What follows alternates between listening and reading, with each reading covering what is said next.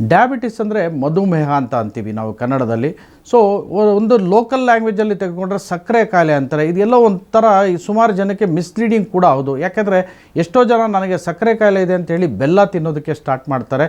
So ಇದು ಸಕ್ಕರೆ ಕಾಯಿಲೆ ಅನ್ನೋದು ಒಂದು ಕೊಲೋಕಿಯಲ್ ಲ್ಯಾಂಗ್ವೇಜ್, ನಾವು ಸಾಧಾರಣವಾದ ನಮ್ಮ ಆಡುಭಾಷೆಯಲ್ಲಿ ಉಪಯೋಗಿಸ್ತಕ್ಕಂಥದ್ದು. ಆ್ಯಕ್ಚುಲಿ ಇದಕ್ಕೆ ಮಧುಮೇಹ ಅಥವಾ ಡಯಾಬಿಟಿಸ್ ಅಂತ ನಾವು ಕರಿತೀವಿ. ಯಾವಾಗ ಡಯಾಬಿಟಿಸ್ ಇದೆ ಅಥವಾ ಮಧುಮೇಹ ಇದೆ ಅಂತ ಅಂದರೆ ಅಟ್ಲೀಸ್ಟ್ ಫಾಸ್ಟಿಂಗ್ ಬ್ಲಡ್ ಶುಗರ್ 126ಕ್ಕಿಂತ ಹೆಚ್ಚಿಗೆ ಇರಬೇಕು, ಅಥವಾ ಪೋಸ್ಟ್ ಪ್ರ್ಯಾಂಡಿಯಲ್ ಅಥವಾ ರ್ಯಾಂಡಮ್ ಬ್ಲಡ್ ಶುಗರ್ ಏನಿದೆ ಅದು 200ಕ್ಕಿಂತ ಹೆಚ್ಚಿಗೆ ಇರಬೇಕು. ಇದರ ಜೊತೆಗೆ ನಾವು ಒಂದು ಗ್ಲೂಕೋಸ್ ಟಾಲರೆನ್ಸ್ ಟೆಸ್ಟ್ ಅಂತ ಮಾಡ್ತೀವಿ. ಸೊ ಈ ಗ್ಲೂಕೋಸ್ ಟಾಲರೆನ್ಸ್ ಟೆಸ್ಟನ್ನು ಮಾಡಿದಾಗ ಕೂಡ ಅದರ ಲೆವೆಲು ಕೂಡ ನಮಗೆ 180ಕ್ಕಿಂತ ಜಾಸ್ತಿ ಇರಬೇಕು. ಸೊ ಇದರ ಜೊತೆಗೆ ನಮಗೆ ಈ ಸಿಂಪ್ಟಮ್ಸ್ ಆಫ್ ಡಯಾಬಿಟಿಸ್ ಅಂತ ಹೇಳ್ತೀವಿ. ಈ ಸಿಂಪ್ಟಮ್ಸ್ ಆಫ್ ಡಯಾಬಿಟಿಸ್ ಏನೇನು? ಬಾಯಿ ಒಣಗ್ತಕ್ಕಂಥದ್ದು, ತುಂಬ ನೀರು ಜಾಸ್ತಿ ಹೆಚ್ಚಿಗೆ ಸೇವಿಸ್ತಕ್ಕಂಥದ್ದು, ಊಟ ಜಾಸ್ತಿ ಹೆಚ್ಚಿಗೆ ಮಾಡ್ತಕ್ಕಂಥದ್ದು, ಹಾಗೂ ಯೂರಿನ್ ತುಂಬ ಜಾಸ್ತಿ ಹೋಗ್ತಕ್ಕಂಥದ್ದು. ಸೊ ಈ ಸಿಂಪ್ಟಮ್ಸ್ ಆಫ್ ಡಯಾಬಿಟಿಸ್ ಜೊತೆಗೆ ನಮಗೆ ಬ್ಲಡ್ ಶುಗರ್ ಲೆವೆಲ್ ಜಾಸ್ತಿ ಇದ್ದಾಗ ನಾವು ಯೂಶಲಿ ಡಯಾಬಿಟಿಸನ್ನು ಸಸ್ಪೆಕ್ಟ್ ಮಾಡ್ತೀವಿ.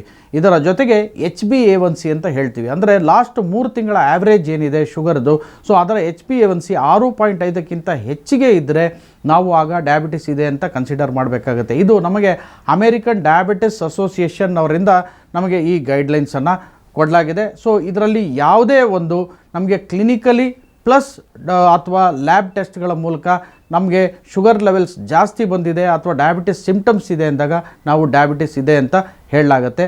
ಇದರಲ್ಲಿ 2 ವಿಧಗಳಿವೆ. ಒಂದು ಮುಖ್ಯವಾಗಿ ಟೈಪ್ 1 ಡಯಾಬಿಟಿಸ್ ಹಾಗೂ ಇನ್ನೊಂದು ಟೈಪ್ 2 ಡಯಾಬಿಟಿಸ್. ಈ ಟೈಪ್ 1 ಡಯಾಬಿಟಿಸ್ ಅಂತ ನಾವು ಸಾಕಷ್ಟು ಮಕ್ಕಳಲ್ಲಿ ನಾವು ನೋಡ್ತೀವಿ. ಯಾಕೆಂದರೆ ಇದರಲ್ಲಿ ನಮಗೆ ಬೀಟಾ ಸೆಲ್ಸ್ ಏನಿರುತ್ತೆ ಪ್ಯಾಂಕ್ರಿಯಾಸಲ್ಲಿ ಅವು ಇರೋದಿಲ್ಲ, ಕೆಲಸ ಮಾಡೋದಿಲ್ಲ, ಇನ್ಸುಲಿನನ್ನು ಉತ್ಪತ್ತಿ ಮಾಡೋದಿಲ್ಲ. ಸೊ ಹಾಗಾಗಿ ಇವರಲ್ಲಿ ಇನ್ಸುಲಿನ್ ಬೇಕಾಗುತ್ತೆ. ಮುಂಚಿನ ದಿನಗಳಲ್ಲಿ ಇದನ್ನು ಇನ್ಸುಲಿನ್ ಡಿಪೆಂಡೆಂಟ್ ಡಯಾಬಿಟಿಸ್ ಅಂತ ಕೂಡ ಕರಿತಾ ಇದ್ರು.